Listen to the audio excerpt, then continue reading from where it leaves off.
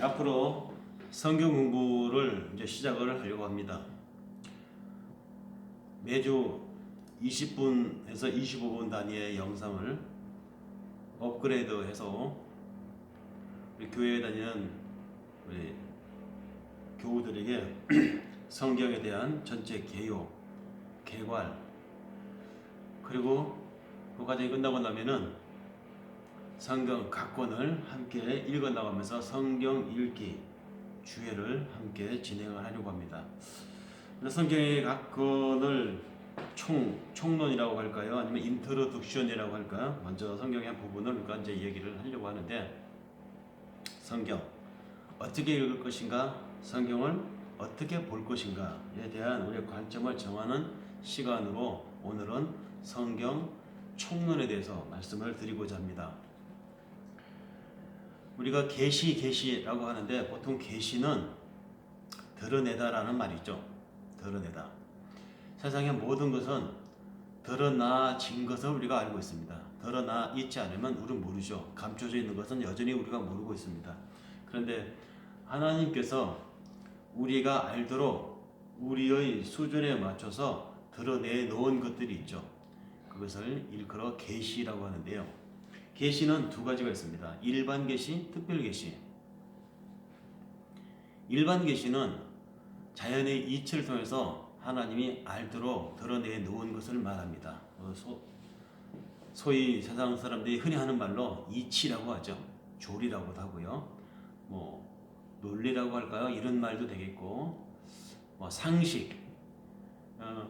지구는 둥글다, 해는 동쪽에서 서쪽으로 진다.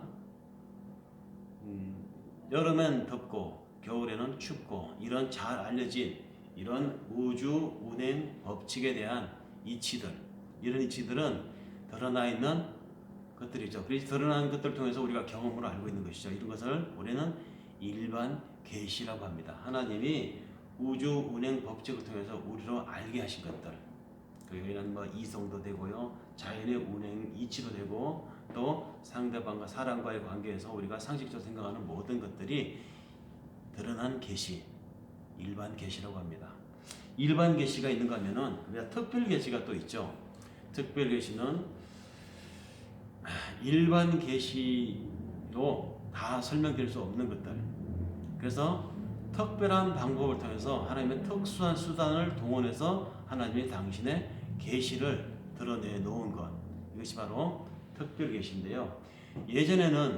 옛날에 고대에는 이러한 특별 계시 수단으로 하나님이 기적과 또는 자연을 거슬러서 일어나는 여러 동원된 수단들이 있었죠.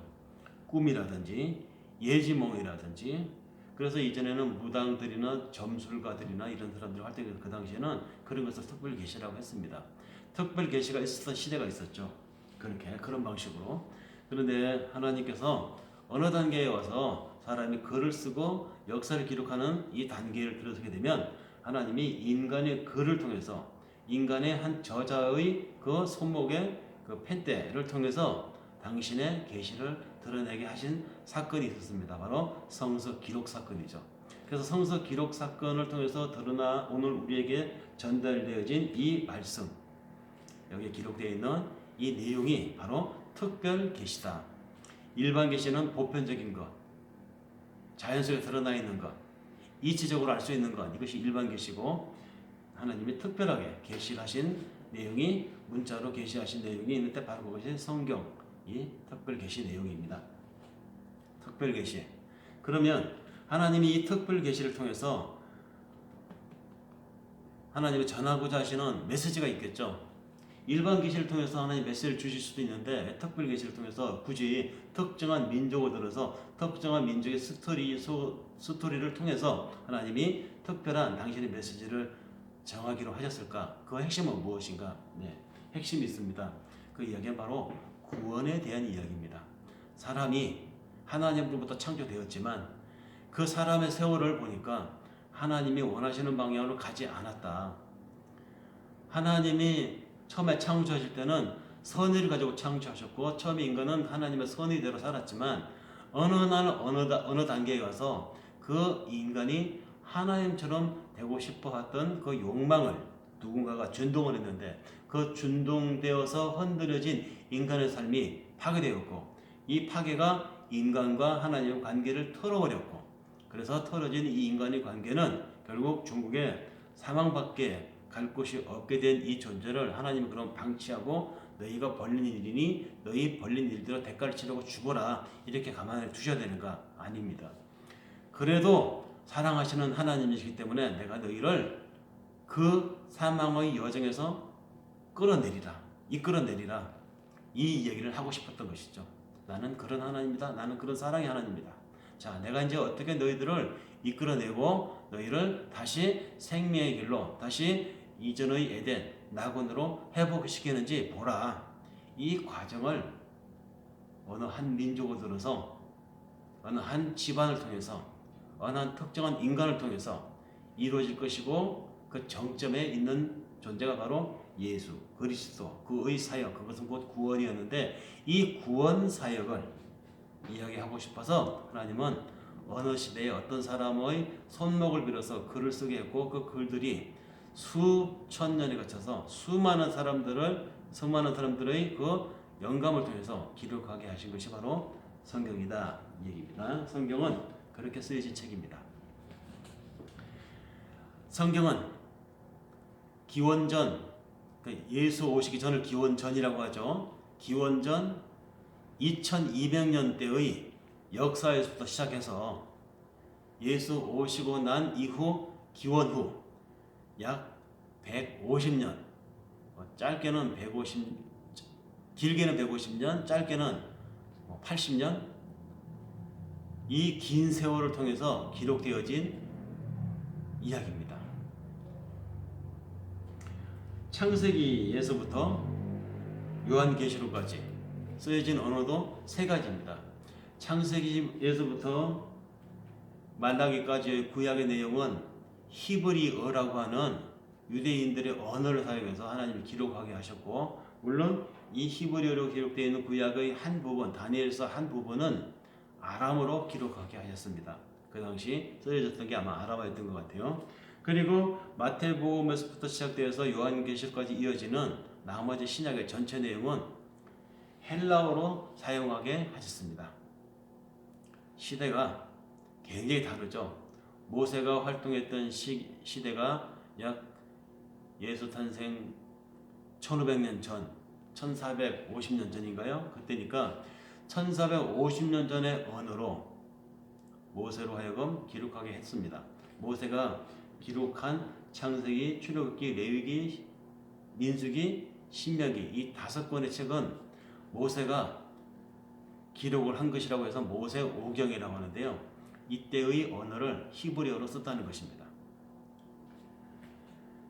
그리고 모세를 비롯해서 여호수아 또 시편을 작성한 익명의 사람들 다윗, 솔로몬 그 외의 예언자들 그 다음에 열왕기 상하 역대기 상하를 기록한 익명의 역사 저자들 사무엘도 있고요. 이런 수많은 사람들을 통해서 기록한 그들 시대의 그들의 이야기 하나님이 쓰게 하신 그들의 이야기가 시대마다 다른 이야기인 것 같지만 핵심을 정리해보면 요약해보면 결국은 하나입니다. 메시아를 보내줄 것이다. 내가 너희가 그대로 망하게 하지 않고 메시아를 보내줄 것이다. 그 메시아를 보내줄 것을 역사 기록자들이 이야기했고 모세오경이 이야기하고 있고 시편을 포함한 문학서에서 이야기하고 있으며 율법과 예언서와 문학서를 토탈해서 나중에 신약에 와서 바로 그 예언되어 있는 분이 누구냐? 오셨다. 예수다. 그 예수가 이렇게 말씀하셨다. 복음서로. 그 다음에 예수와 함께 동거동락했던 제자들이 나중에 성령 체험을 하고 나서 변하죠. 그들이 그래서 예수처럼 예수보다도 더 왕성하게 활동을 합니다. 그들의 활동을 기록하고 그들이 써보낸 편지를 모아서 기록 오늘까지 우리에게 전달되어지는 것이 바로 이 신약의 서신서들입니다. 그러니까 신약은 복음서, 그 다음에 사도들이 쓴 편지들, 서신서들, 그 다음에 그 사도들의 활동을 기록한 사도행전, 역사서죠. 마지막으로 은밀한 비밀을 말세에 예수 이후에 장차 어떻게 될 것인가에 대한 미래의 일을 기록한 요한계시록 이렇게 해서 신약으로 이어집니다. 그러면 이 수많은 저자들 통해서 수백 년, 뭐 천년 이상을 걸쳐서 기록되게 된 이 내용들은 그것을 기록할 때 당시에 사람들은 하나님이 사람의 두뇌를 빌려서 또는 사람의 손을 빌려서 쓰게 한 것이다. 이제 쓰게 하는 이 기록되게 하는 방식을 놓고 사람들은 해석을 여러 가지로 해왔었습니다. 전통적이고 오래된 예전 성경을 기록한 방식을 받아들이는 입장에서는 성경은 이렇게 기록되어졌다고 사람들이 생각했습니다. 축자, 영감이라고요. 축자, 영감. 즉 글자 하나하나마다 하나님이 직접 사람의 손을 빌려서 기록하게 했다는 것입니다. 태초에 하나님 천지를 창조하신다는 이 말에서부터 시작해서 요한계시록 맨 마지막 아멘 주 예수여 오시옵소서라고 하는 이 끝의 말까지 글자 하나하나 토시 하나하나까지 다 하나님이 직접 사람의 손을 빌려서 쓰겠다는 것입니다. 그러면 이것을 기록한 사람은 어떤 역할을 했을까요? 축자 영감서에 의하면 뇌가 진공 상태입니다. 아무것도 생각하지 않는 상태입니다. 오직 성령이 그 사람의 손과 마음과 머릿속과 손끝, 발끝까지 다 꽉 차가지고 이 사람은 하나님이 시키는 대로 그냥 아무 생각 없이 그냥 기록만 했다는 것이죠. 성령이 이끄는 대로. 이게 바로 축자 영감입니다. 축자 영감설에 따르면 그렇게 기록된 성경이기 때문에 글자 하나, 한 글자, 어느 토시 하나라도 잘못 오용을 하거나 잘못 해석을 하면 하나님의 천벌을 받는다. 그러니 성경은 그 자체가 신성한 것이다 라고 굉장히 성경의 권위 위에 권위를 막 두죠. 기록된 저자는 그가 모세였던, 그가 에스겔이었던, 그가 요한이었던, 그들은 기록할 당시에 성령에게 온전히 사로잡혀 있었기 때문에 그들의 사감이나 그들의 개인적인 견해 같은 건 여기에 절대 들어가지 않았다. 온전히 하나님이 올 100% 저자다 이렇게 보는데요. 이 축자 영감설이라고 하는 이 견해가 이전까지 통설로 성서를 해석하는 이 성서 신학계에서 이렇게 이어져 왔었지만 그것이 너무 지나치게 사람의 기능, 그 저자의 역할을 너무 인정하지 않는다고 해서 잘 받아들여지지 않는 경향이 이 20세기에 들어와서 이제 나타나기 시작했죠. 그래서 20세기에 들어서는 하나님이 사람의 개성을 들어 쓰셨다. 예를 들면 요한이 다르고 모세가 다르고 에스겔이 다르고 예레미야가 다 사람이 살아온 문화가 있고 시대가 다르고 그들이 쓰는 문체와 특징이 다 다르기 때문에 하나님이 당신의 모티브를 그대로 유지하되 그 모티브만 살리는 선에서 각 시대의 특징과 각 기록 저자의 그 성격까지 하나님이 감안해가지고 쓰게 하셨다. 이것을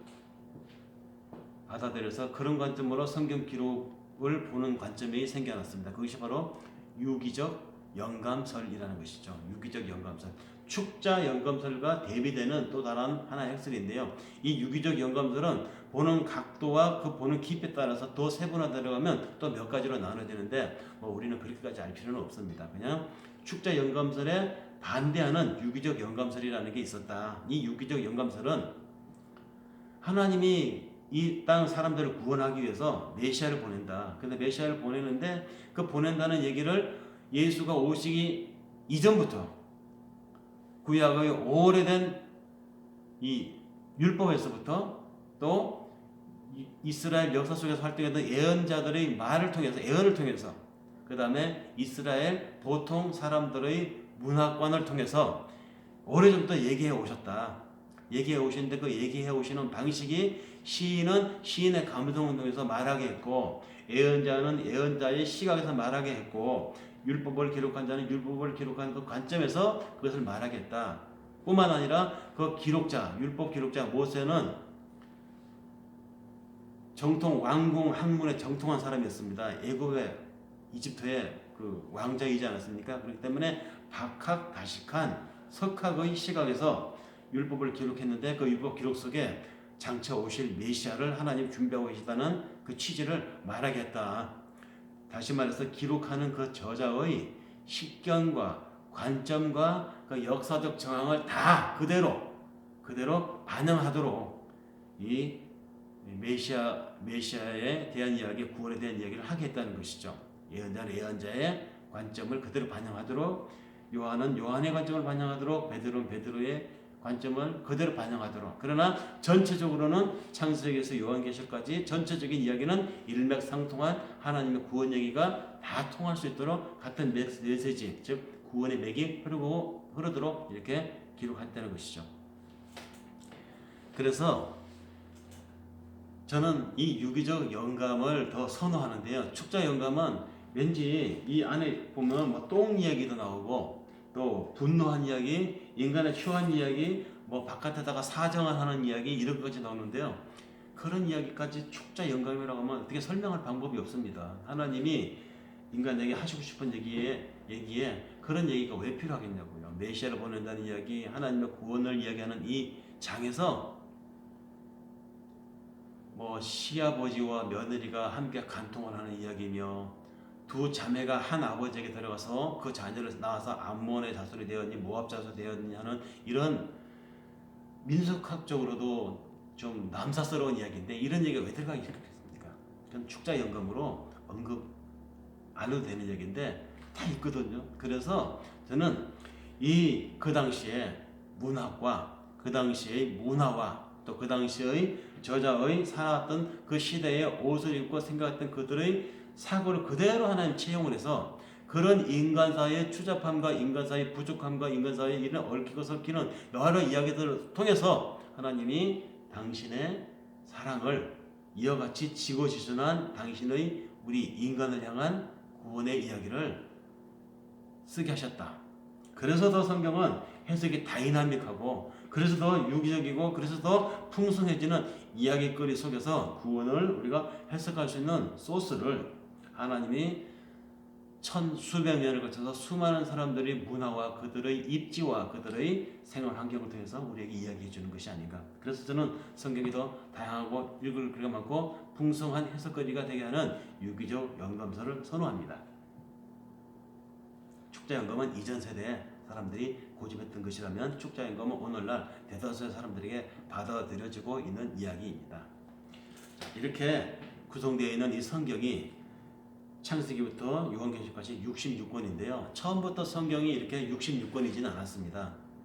이것은 오늘날 우리가 66권으로 확정된 것은 이전 시대, 그러니까 AD 중세교회가 접어들기 직전 시대, 로마 교회가 확정이 되고 로마에서 국교회로 확정이 되고 교회가 힘을 얻어가면서 교세가 확장되는 그 와중에서 이제 여러 성경이라고 하는 책들이 그때 막 나왔죠. 뭐 용과 벨의 이야기라든지 유다 복음서라든지 뭐 도마 복음서, 우리가 지금 알고 있는 성경의 마태, 마가, 누가, 요한 복음 외에도 여러 복음서들이 있었습니다. 그런데 그 복음서들이 많았지만 그 복음서들이라고 하는 것들 중에는 이상한 이야기, 이치에 맞지 않는 이야기, 또 상식적이지 않는 이야기, 너무 미신적인 이야기 이런 것들도 많았어요. 그래서 그 당시의 주요 유력한 신부들이 각 지역의 유력한 교회 지도자들이 모여서 합의를 한 것이죠. 요거까지는 우리가 성경으로 인정하고 저런 것들은 좀 이상하고 내용이 하나님의 구원과는 관계가 없는 너무 민속적인 이야기고 너무 주변 이야기니까 이런 것들이 주류를 이루고 있는 책은 빼자. 그래서 그때 선별할 건 선별하고 배제할 건 배제해서 확정한 것이 바로 니케아 공의회라고 하는 그 교회 회의에서 정한 것이 오늘날 구약 39권, 신약 27권, 66권으로 우리에게 전해지는 성경이 되었습니다. 그때 배제되었던 책들 중에는 위경이 있었고 외경이 있었습니다. 경, 책이라는 뜻이죠. 우리가 성경을 거룩한 책이라고 하지만 이 66권 선택된 이것을 표준이라고 해서 이것을 캐논이라고 그때 정했고요. 캐논에 들어가지 못했던 외경과 위경이 있는데 카톨릭 교회에서는 지금도 외경 중에 일부를 정경, 즉 캐논 속에 집어넣고 있습니다. 뭐 마카베오, 상하니, 에스더서 3권, 4권이니 부분적으로 들어가는 책들이 있습니다. 그것은 개신교, 우리가 믿는 신약 성경과 구약 성경에 들어가지 않는데요. 그 외경을 그들은 포함하고 지금도 정경으로 인정을 해서 그 속에 하고 넣고 있습니다. 그래서 지금도 고백하고 있는데요. 위경은 외경은 거의 복음에 가깝지만 외설적인 것들이 있어서 또는 구원과는 거리가 너무 가깝지 않은 이야기라서 좀 외설스럽다 해서 뺀 거죠. 그래서 외경이고 위경은 처음부터 이것은 당사자, 기록 당사자, 저자의 의도가 의심스러운 책들입니다. 이를테면 유다복음서 같은 경우가 있었는데요. 유다복음서 같은 경우도 외경으로 치부되다가 얼마 전에는 위경으로 다시 재정립이 되었는데요. 유다라고 하는 그 당시에 예수 제자 중에 한 사람이 쓴 것이든지 아니면 예수의 형제 중에 유다라는 이름을 가진 사람이 있었는데 그가 쓴 것이었다면 아마 정경 안에 들어갔을지도 모릅니다. 그런데 이 위경 유다 복음서가 발견된 것이 AD 9세기 10세기 이때 발견된 것이죠. 근데 이것이 그때 발견되어진 약 600~700년 전의 문서냐면 아니라는 것입니다. 그 쓰여진 단어라든지 거기 쓰여진 문체 이런 것들 보면 그 당시 AD 9세기 10세기에 쓰여지는 용어들이었다는 것이죠. 그래서 이것은 누가 유다라는 사람의 이름을 빌려서 최근에 그러니까 그 9세기 10세기 그때에 쓴 글이다. 그래서 이런 것은 아예 외경에도 못 들어가고 아예 위경이다. 위잡된 경서다 해서 위경으로 처리되는 것들이 많습니다. 그래서 외경과 위경 그렇게 구분이 되고요. 정경, 즉 캐논이라고 하는 66권이 선별되어서 오늘날 우리에게 전해지는 이 내용, 이 책들은 우리가 이 책을 표준을 해서 성경 말씀 어디에 말씀하시기를 또 설교할 때도 여기 있는 한 내용을 표준을 삼아서 마태복음 몇 장 몇 절, 전도서 몇 장 몇 절 이것을 본문 텍스트로 해서 설교의 소스를 삼아서 지금도 설교가 하나님 말씀이 재해석되고 재생산되어서 재선포되어지는 오늘날까지 이르는 것입니다. 그렇기 때문에 이 성경을 우리가 하나님의 말씀으로 믿어 의심치 않는 신앙 고백이 여전히 오늘 우리들에게 있는 것이죠. 여기에 우리 성경 고백할 때 동정녀 마리아에게 나시고 십자가에 못 박혀 죽으시고 하늘에 오르사 이런 이야기가 어디에 근거합니까? 마태복음과 요한복음의 이 사복음서에 있는 내용을 추각한 것이죠. 거기에 기록되어 있는 것은 우리는 오늘날 그대로 믿는다는 고백으로 사도신경 속에 포함하고 있습니다.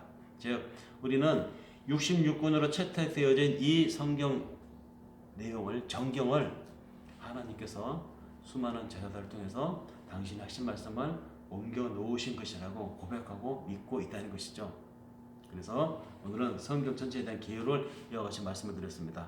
다음 시간에는 그러면 성경을 구조적으로 쪼개어서 어떻게 구성되어 있고 그 구성의 특징이 무엇이고 어떻게 나누어야 가장 우리가 외우기 쉽고 또 성경 공부를 할 때 효율적인지에 대해서 한번 성경 개요 두 번째 시간을 갖기로 하겠습니다. 오늘은 여기까지만 마치겠습니다. 감사합니다.